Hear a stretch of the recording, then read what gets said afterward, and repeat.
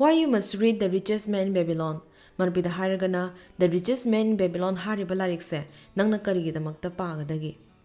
Leiba ama nungai phaba haibase lebak tuda leiriba impum khudingmak nungai yaifana leiba changi madugi asada manpri singidamakta Manipuri ama oina semjaba project ne ipalan ipulan. Nanna khakjingadaba wadi malemgi top CEO singse chahi amada yamdrabada larik yankhaidagi tadana pai. Aduga micham amana Everest chahi amada larik ama makhai muktaneba parishe. Adushu anambana romance kumba fiction gumbana oigale. Aduna nangna larik ama paaba matamda pandam amaga loina pagadamneba. Haibadi nangna mi loina ba hainingi hairagana communication skill ga marina ba larik sing pagadabani adagi nangna paisha painingi khotningi hairagana personal finance ki larik pagadamneba. Harry Potter gi Cinderella gi matangda Romeo Juliet ki matangda pagadaba nateba. Aduna 1926 da George Samuel Clayton na iba The Richest Man in Babylon haiba larik se shidagi nangna kari kana ba phangani haina expect to ba yabage se shi yengshiba. The Richest Man in Babylon haiba larik se Prithvi shida lariba mi ayambana The Bible of Financial Freedom ni haina singthana yeba. Paisha painingba lepa leitana honaningba mioi singidamakta yamna simple oiba icham chama maongda wari macha macha oina lithoaga pautak piri neba. Hariba pautak singse hongba nairoidaba miyoibigi puwari singdane throughout the history da chanadunata la aba parangakta neba. Mashida maru oiba lesson singdi arkat hariba matam maduda Babylon gi paisha khwaidagi paiba miyoise shisina piba pautak sing neba. Pautak sing asi shamlamna hairakeba. Ahanbada apaba singau ngi laying taret haiba yamna simple oiba paisha gi rules taret khak lay. Madudi Number 1 da Start diapers to fattening manpida hairagana nangi paisha hapiba shingau adu thagat halu haibase. Haibidi nangna nongmu nongmagi natraga tha gi tansilakwa paisha du chang naina khaji khaji tungshinduna thamgadamneba. Nangna hena tungshindma ngamaga su kaide adubu yamdrabada saruk tara thokpagi saruk ama haibidi 10% of the income dina shave tawna hotnagadamneba. Number 2 da control the expenditure manpida hairagana nangi expenditure hantahallu haibase. Haibidi nangna talakba paisha do pot ama leiramdai da khuttagi chatlamdai dane tangai fadaba po la aina leidoribase or maram jabra chatkidoriba paisha se haidana yamuna yengba ma changeba. Maramdi akhoi miyoibigi haunasha income henkali makai apamba su henkatleba. Apamba haibasigane darka leiba haibasiga khetnabagi khudam khara palakeba. Hoi larik sita yawa wabudi nateko nangna thabak engkhang chatnanaba car budi darka leiramba yai adubu Lamborghini natrasu yaidana. Hoi nangna e pau haunanaba phone ama darka di leiramba yai adubu Apple gi natrasu yaidana. Adagi miyoibanina dress ki darka di leini adubu Gucci gi natradi yade haiba leitidana. Aduna matam leba khibikta apamba haibasiga darka leiba haibasiga khetnaba khangadamneba. Number 3 da Make thy goal multiply manpida hairagana nangna tungshilakwa paisha adu macha kokhalu haibase. Paishagi macha kokhanba haibadine invest tawraga chang naina interest lakhanbaduneba. Aduga interesting adu amuk tungsilaaga macha amuk kohangadamneba. Haibadi nangna amukta invest tawraga loiba nateba la iba interest tuna capital sagatlaga invest mathang tawraga nangi capital dugi macha mashu haidana marong lohangadamneba. Mashibu English da compounding or compound interest kaweba. Compounding haibasi kay amuk yamna powerful oigi hai matamdane Albert Einstein na 8 suba wonders of the world ni haribaneba. Number 4 God thy treasure from loss manpida hairagana nasagi lanthum haibase yam chekshinna ngak shenduna thamgadamni. Mamang da soy koina before you invest haiba video du da haibaduneba. Nang lupa tara paibada tara do lawdagi mi tholakani chama paibada chama lawba lakani lishing pairasu lishing du lawgena dum thorakani ba aduna yare mekhai chishingadamni haibase. Number 5 ta make thy dwelling a profitable investment manpida hairagana nangi leifam chafam oiriba yum adu kanaba investment ohelu haibase.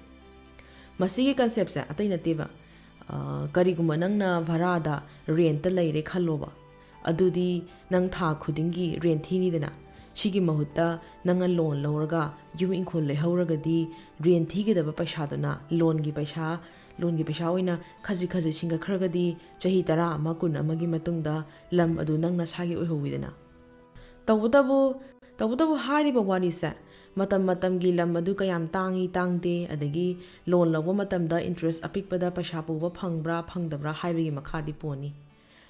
Number 6ꯗ ensure a future income. ꯃꯅꯤꯄꯨꯔꯤꯗ ꯍꯥꯏꯔꯒꯅ ꯍꯌꯦꯡ ꯅꯪꯅ ꯑꯍꯜ ꯑꯣꯏꯁꯤꯜꯂꯛꯑꯀꯥꯟꯒꯤ ꯊꯕꯛ ꯏꯪꯈꯥꯡ ꯁꯨꯕ ꯉꯝꯂꯛꯇ꯭ꯔꯀꯥꯟꯒꯤ ꯄꯩꯁꯥ ꯂꯥꯛꯐꯝ ꯁꯦꯝꯍꯧꯕ ꯍꯥꯏꯕꯁꯦ. ꯃꯁꯤ ꯍꯧꯖꯤꯛ ꯃꯇꯝꯗ ꯍꯥꯏꯔꯒ ꯔꯤꯇꯥꯌꯔꯃꯦꯟ ꯄ꯭ꯂꯥꯟꯒꯨꯝꯕ ꯄꯦꯟꯁꯟ ꯁ꯭ꯀꯤꯝꯒꯨꯝꯕꯅꯦꯕ. ꯁꯤꯒꯤ ꯃꯇꯥꯡꯁꯤꯗ ꯇꯤꯅꯤꯁꯤ ꯋꯤꯂꯤꯌꯝꯁꯅ ꯍꯥꯏꯕ ꯌꯥꯝ ꯐꯖꯕ ꯁꯦꯟꯇꯦꯟꯁ ꯑꯃꯈꯛ ꯂꯩ. You can be young without money, but you can't be old without it. ꯍꯥꯏꯕꯗꯤ ꯄꯩꯁꯥ ꯌꯥꯎꯗꯅ ꯅꯍꯥ ꯑꯣꯏꯕꯗꯤ ꯀꯥꯏꯗꯦ ꯍꯥꯏꯕ, ꯑꯗꯨꯕꯨ ꯄꯩꯁꯥ ꯌꯥꯎꯗꯅ ꯑꯍꯜ ꯑꯣꯏꯕꯗꯤ ꯌꯥꯗꯦ ꯍꯥꯏꯕꯁꯦ. ꯃꯔꯝꯗꯤ ꯑꯍꯜ ꯑꯣꯏꯁꯤꯜꯂꯛꯄ ꯍꯥꯏꯕꯁꯦ ꯏꯁꯥ ꯁꯣꯟꯖꯜꯂꯛꯏꯅꯤ, ꯑꯅꯥ ꯂꯥꯏꯌꯦꯡꯒꯤ ꯄꯩꯁꯥ ꯆꯪꯉꯛꯀꯅꯤ, ꯑꯍꯜ ꯑꯣꯏꯔꯛꯏ ꯃꯈꯩ ꯏꯃꯨꯡ ꯃꯅꯨꯡꯒꯤ ꯔꯦꯁꯄꯣꯟꯁꯤꯕꯤꯂꯤꯇꯤꯁꯨ ꯍꯥꯞꯀꯠꯂꯛꯏꯕꯅꯦꯕ.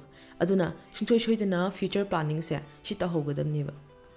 Number 7ꯗ increase thy ability to earn. ꯃꯅꯤꯄꯨꯔꯤꯗ ꯍꯥꯏꯔꯒꯅ ꯅꯪꯅ ꯄꯩꯁꯥ ꯇꯥꯟꯕ ꯉꯝꯕꯒꯤ ꯁꯛꯇꯤꯁꯦ ꯍꯦꯟꯒꯠꯅꯕ ꯍꯣꯠꯅꯒꯗꯕꯅꯤ ꯍꯥꯏꯕꯁꯦ. ꯃꯁꯤꯒꯤ ꯃꯇꯥꯡꯗ ꯀꯩꯅꯣꯝ ꯍꯥꯏꯒꯦ. ꯅꯪꯅ ꯂꯨꯄꯥ 100 ꯇꯥꯜꯂꯦ ꯈꯜꯂꯣꯕ. ꯅꯪꯅ ꯆꯥꯊꯣꯛꯇꯅ ꯐꯅ ꯍꯣꯠꯅꯗꯨꯅ ꯇꯨꯡꯁꯤꯜꯂꯒꯦ ꯍꯥꯏꯔꯁꯨꯅꯦ ꯂꯨꯄꯥ 100ꯗꯒꯤ ꯍꯦꯟꯅ ꯇꯨꯡꯁꯤꯟꯕ ꯌꯥꯔꯣꯏꯗꯅ. ꯑꯗꯨꯅ ꯂꯨꯄꯥ 1,000 ꯇꯨꯡꯁꯤꯟꯒꯦ ꯍꯥꯏꯔꯒꯗꯤ ꯂꯨꯄꯥ 1,000ꯗꯨ ꯌꯧꯅ ꯑꯃꯗꯤ ꯍꯦꯟꯇꯣꯛꯅ ꯇꯥꯟꯕ ꯑꯃ ꯆꯪꯉꯦꯕ. ꯑꯗꯨꯅ ꯌꯥꯔꯤꯃꯈꯩ ꯄꯩꯁꯥ ꯇꯥꯟꯕ ꯉꯝꯕꯒꯤ ꯁꯛꯇꯤꯁꯦ ꯍꯦꯟꯒꯠꯍꯟꯅꯕ ꯍꯣꯠꯅꯒꯗꯕꯅꯦꯕ.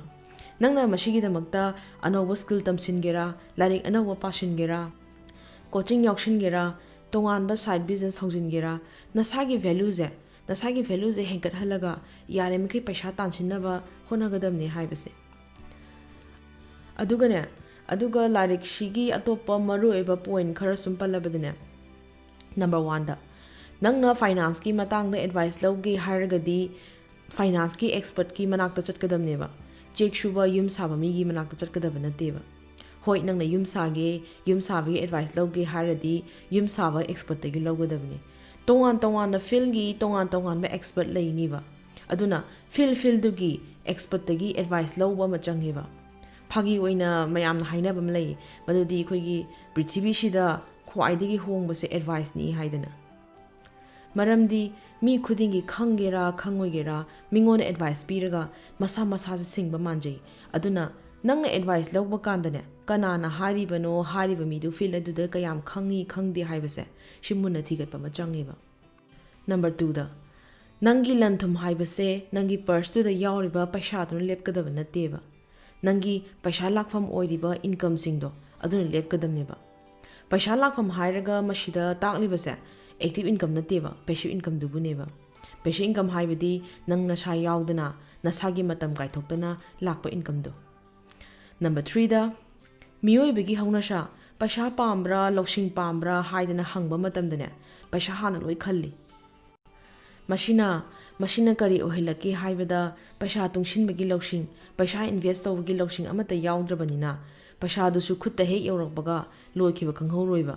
ꯍꯥꯏꯕꯗꯤ ꯐꯪꯒꯗꯕ ꯂꯧꯁꯤꯡꯗꯨꯕꯨꯁꯨ ꯅꯥꯊꯩꯔꯝꯃꯦ, ꯑꯗꯨꯒ ꯐꯪꯂꯤꯕ ꯄꯩꯁꯥꯗꯨꯕꯨꯁꯨ ꯃꯥꯡꯍꯜꯂꯦꯕ. ꯃꯁꯤꯒꯤ ꯃꯇꯥꯡꯗ ꯍꯥꯏꯅꯕ ꯑꯃ ꯂꯩ. ꯃꯥꯂꯦꯝꯗ ꯂꯩꯔꯤꯕ ꯄꯩꯁꯥ ꯃꯌꯥꯝꯁꯦ ꯃꯤꯄꯨꯝ ꯈꯨꯗꯤꯡꯃꯛꯇ ꯆꯥꯡ ꯆꯞ ꯃꯥꯟꯅꯅ ꯌꯦꯟꯊꯣꯛꯑꯦ ꯈꯜꯂꯣꯕ. ꯃꯇꯝ ꯈꯔꯒꯤ ꯃꯇꯨꯡꯗ ꯍꯥꯟꯅ ꯂꯩꯔꯝꯕ ꯁꯦꯟꯒꯥꯎꯁꯤꯡꯗꯨꯗꯅꯦ ꯑꯗꯨꯝ ꯍꯟꯖꯤꯟꯈꯤꯅꯤ ꯍꯥꯏꯕꯁꯦ. Number 4ꯗ ꯅꯪꯅ ꯃꯤꯒꯤ ꯃꯇꯦꯡ ꯄꯥꯡꯉꯤꯕꯅꯤ ꯍꯥꯏꯗꯨꯅꯁꯨ ꯃꯤ ꯑꯗꯨꯒꯤ ꯄꯣꯠꯂꯨꯝꯗꯨꯗꯤ ꯅꯪꯅ ꯅꯁꯥꯗ ꯊꯥꯡꯒꯠꯄ ꯍꯧꯅꯗꯦ ꯍꯥꯏꯕꯁꯦ. ꯍꯥꯏꯕꯗꯤ ꯅꯪꯅ ꯃꯇꯝ ꯆꯪꯅ, ꯆꯍꯤꯀꯌా ꯆꯪꯅ ꯇꯥꯟꯁꯤꯜꯂꯛꯄ ꯄꯩꯁꯥꯗꯨꯅ ꯃꯤꯒꯤ ꯃꯇꯦꯡ ꯄꯥꯡꯉꯤꯕꯅꯤ ꯍꯥꯏꯗꯅ ꯄꯤꯊꯣꯛꯈ꯭ꯔꯒ ꯅꯪ ꯅꯁꯥꯒꯤ ꯆꯥꯅꯤꯡꯉꯥꯏ ꯂꯩꯍꯧꯗ꯭ꯔꯒꯗꯤ ꯀꯃꯥꯏ ꯇꯧꯅꯤ? ꯑꯗꯨꯅ ꯃꯤꯒꯤ ꯃꯇꯦꯡ ꯄꯥꯡꯕ ꯇꯥꯔꯕꯁꯨꯅꯦ ꯅꯁꯥꯒꯤ ꯁꯣꯏꯗꯅꯕ ꯍꯥꯟꯅ ꯂꯩꯔꯕ ꯃꯇꯨꯡꯗ ꯄꯥꯡꯒꯗꯕꯅꯦꯕ.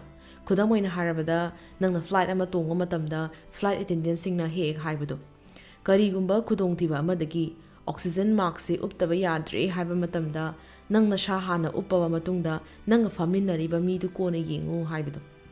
ꯑꯗꯨꯒ ꯑꯔꯣꯏꯕꯗ Number 5ꯗ ꯊꯧꯅꯥ ꯂꯩꯕ ꯃꯤꯑꯣꯏꯁꯤꯡꯅ ꯄ꯭ꯔꯣꯕ꯭ꯂꯦꯝ ꯑꯃ ꯊꯦꯡꯅꯕꯗ ꯀꯃꯥꯏꯅ ꯇꯧꯔꯒ ꯁꯣꯂꯨꯁꯟ ꯄꯨꯊꯣꯛꯀꯗꯒꯦ ꯈꯜꯂꯦꯕ.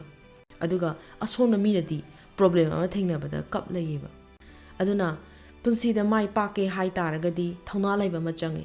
ꯑꯩꯅ ꯀꯩꯗꯧꯔꯨꯅꯤ ꯍꯥꯏꯗꯅ ꯁꯨꯝ ꯂꯩꯊꯣꯛꯑꯗꯤ ꯌꯥꯔꯔꯣꯏꯕ. ꯑꯗꯨꯅ ꯂꯣꯏꯁꯤꯜꯂꯛꯄꯗ ꯍꯥꯏꯅꯤꯡꯕꯗꯤ ꯅꯪꯅ ꯄꯩꯁꯥ ꯄꯥꯏꯅꯤꯡꯉꯦ ꯍꯥꯏ ꯇꯥꯔꯒꯗꯤꯅꯦ ꯗ ꯔꯤꯆꯦꯁ ꯃꯦꯟ ꯕꯦꯕꯤꯂꯣꯟꯁꯦ ꯄꯥꯕꯗ ꯑꯗꯨꯝ ꯀꯥꯟꯅꯅꯤꯕ ꯑꯗꯒꯤ ꯅꯪꯅ ꯑꯦꯃꯦꯖꯣꯟꯗꯒꯤ ꯂꯩꯅꯤꯡꯉꯤ ꯍꯥꯏꯇꯥꯔꯁꯨ ꯗꯦꯁꯀ꯭ꯔꯤꯞꯁꯟꯗ ꯑꯦꯃꯦꯖꯣꯟꯒꯤ ꯂꯤꯡ ꯍꯥꯞꯄꯝꯒꯦ ꯃꯌꯥꯝꯅ ꯑꯗꯨꯝ ꯀꯥꯟꯅꯅꯤ ꯈꯜꯂꯤ ꯃꯌꯥꯝꯒꯤ ꯑꯄꯥꯝ ꯄꯥꯝꯗ ꯑꯃꯗꯤ ꯈꯪꯅꯤꯡꯕ ꯐꯥꯏꯅꯥꯟꯁꯤꯌꯦꯜ ꯔꯤꯂꯦꯇꯦꯗ ꯑꯣꯏꯕ ꯇꯣꯄꯤꯛꯁꯤꯡ ꯂꯩꯔꯒꯗꯤ ꯀꯃꯦꯟ ꯄꯤꯔꯛꯑꯣ ꯑꯈꯪꯕ ꯑꯣꯏꯔꯒꯗꯤ ꯑꯗꯨꯝ ꯁꯦꯌꯔ ꯇꯧꯔꯛꯀꯦ